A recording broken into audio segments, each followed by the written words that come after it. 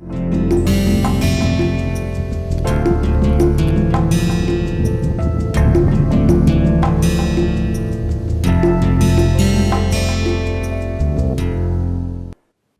हम लागत वक्र के बारे में पढ़ रहे हैं, लागत वक्र को समझ रहे हैं। पुरानी वीडियो में हमने देखा कि हम वेरिएबल कॉस्ट से, जो कि है परिवर्तनशील लागत से, हम सीमांत लागत या मार्जिनल कॉस्ट कैसे प्राप्त कर सकते हैं। इस वीडियो में हम शुरुआत करेंगे इस अध्ययन से कि हम सीमांत लागत से परिवर्तनशील लागत हमें कैसे मिल सकता है। तो एक ग्राफ लेते हैं, रिप्रेजेंटेटिव ग्राफ है, कोई ज़रूरी नहीं है कि हमेशा सही हो, बट हम समझने के लिए इस ग्राफ को ले रहे हैं। मान लीजिए हमारा मार्जिनल कॉस्ट कर्व है ना, कुछ ऐसा दिख रहा है ना। यहाँ पे आपका 0 हो गया, 1 हो गया, 2 हो गया, 3 हो गया, 4 हो गया, 5 हो गया, आउटपुट ये हो गए, है ना। ऐसे ऐसे हम लोग ले लेते हैं। तो ये जो डिस्टेंस है वो 1 का डिस्टेंस है। अब यहाँ पे हम मान लें कि ऊंचाई जो है MC 0 के बराबर है, उसी तरह यहाँ पे ऊंचाई मान लें कि MC 5 के बराबर है। तो हम इस एरिया को क्या कह सकते हैं, ये एरिया जो है, ये एरिया को हम लिख सकते हैं MC0 मल्टीप्लाइड बाई 1, क्योंकि ऊंचाई हो गया MC0, मार्जिनल कॉस्ट 0 पे, और चौड़ाई हो गया 1। तो ये आपको एक आयत की तरह हो गया, अप्रॉक्सीमेट कर सकते हैं, अनुमानतः आयत की तरह है। तो ये एरिया जो मिल गया हो गया MC0 मल्टीप्लाइड बाई 1। उसी तरह से अगला वाला जो आयत है उसको हम कह सकते हैं MC1 मल्टीप्लाइड बाई 1। उससे अगले वाले को कह सकते हैं MC2 मल्टीप्लाइड बाई 2, और करते करते अगर हमारे पास n तक है तो हम कह सकते हैं कि MCY, है ना, MCY मल्टीप्लाइड बाई 1। और इसको हम दूसरे तरीके से अभी हम देख चुके हैं कि इसको लिख सकते हैं VC1 माइनस VC0। चूंकि 1 को किसी चीज़ में हम मल्टीप्लाई करें तो वही वापस मिल जाता है, तो हमें 1 की चिंता नहीं करनी है। MC0 हो गया VC1 माइनस VC0।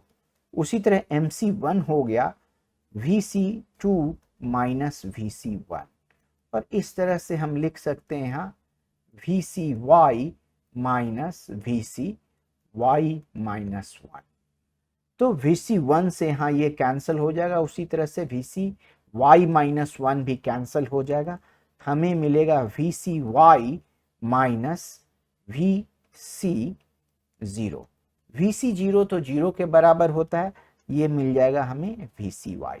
तो ये जो हमें जो पूरा एरिया मिल रहा है y तक, है ना, ये जो एरिया है MC कर्व के नीचे, इसको हम अगर एरिया निकालें ग्राफ टेक्निक से या कैलकुलस टेक्निक से, किसी भी टेक्निक से निकाले, ये एरिया हमें जो है सो वेरिएबल कॉस्ट दे देगा, है ना। y पे क्या वेरिएबल कॉस्ट होता है वो हमें मिल जाएगा। तो इस तरह से हम मार्जिनल कॉस्ट से हम वेरिएबल कॉस्ट प्राप्त कर सकते हैं।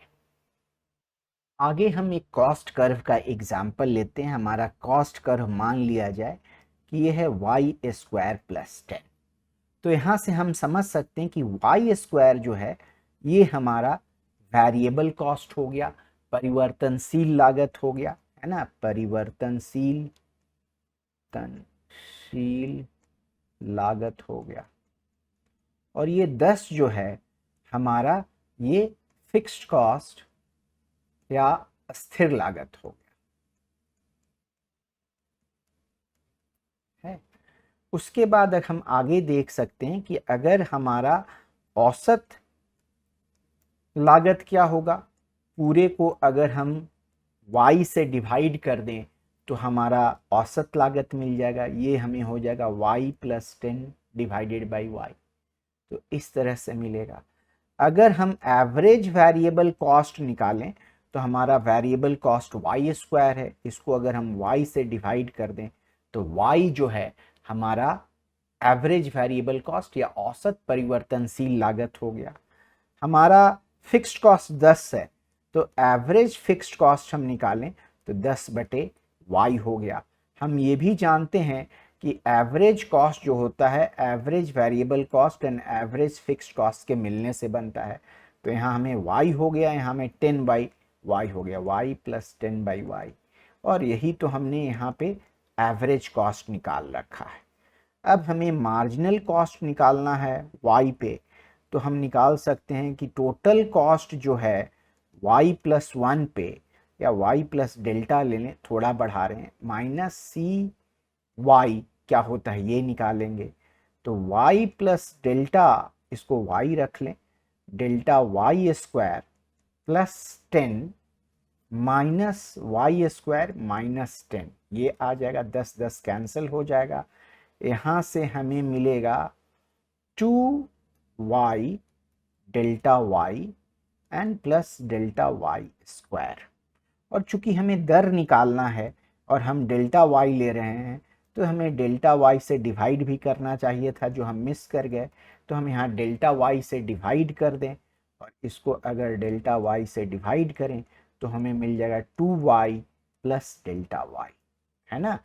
अगर हम डेल्टा y को 1 लेते हैं तो हमें जो मिलता है उत्तर 2y प्लस 1, जो कि बिल्कुल अच्छी तरीके से सही नहीं होता। ये जो है ना 1 हमें एक्स्ट्रा आ रहा है, चूंकि हम उसी जगह पे कैलकुलेट कर रहे होते हैं, तो हमें डेल्टा y को छोटा से छोटा करते जाना है, जीरो के पास लेते जाना है। तो हमारा मार्जिनल कॉस्ट जो है वो 2y हो जाएगा, है ना।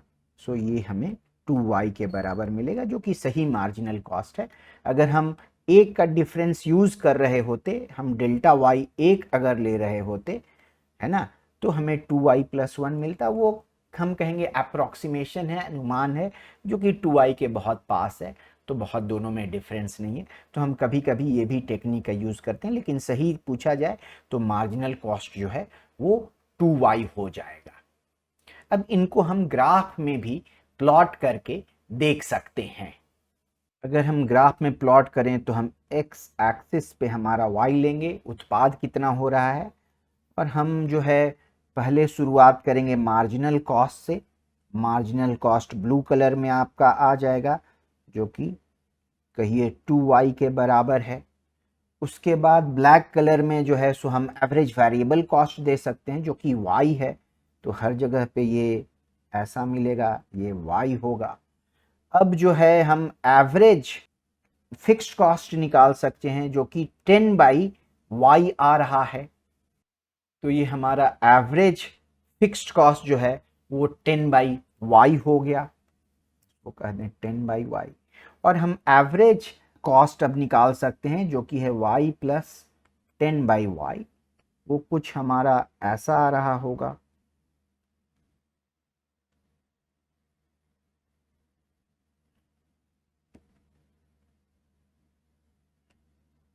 ये हमारा एवरेज कॉस्ट हो गया। ये हमारा कहिए काले कलर में जो है सो एवरेज वेरिएबल कॉस्ट हो गया, और ब्लू कलर में जो है सो हमारा मार्जिनल कॉस्ट हो गया। तो यहाँ हम देखें कि मार्जिनल कॉस्ट जो है lowest point of average cost से गुजर रहा है, और चूंकि एवरेज वेरिएबल कॉस्ट हमेशा बढ़ रहा है, तो यही उसका लोएस्ट पॉइंट है, तो वहाँ से मार्जिनल कॉस्ट गुजर रहा है। तो हमें कुछ ऐसा ग्राफ मिल रहा है। धन्यवाद।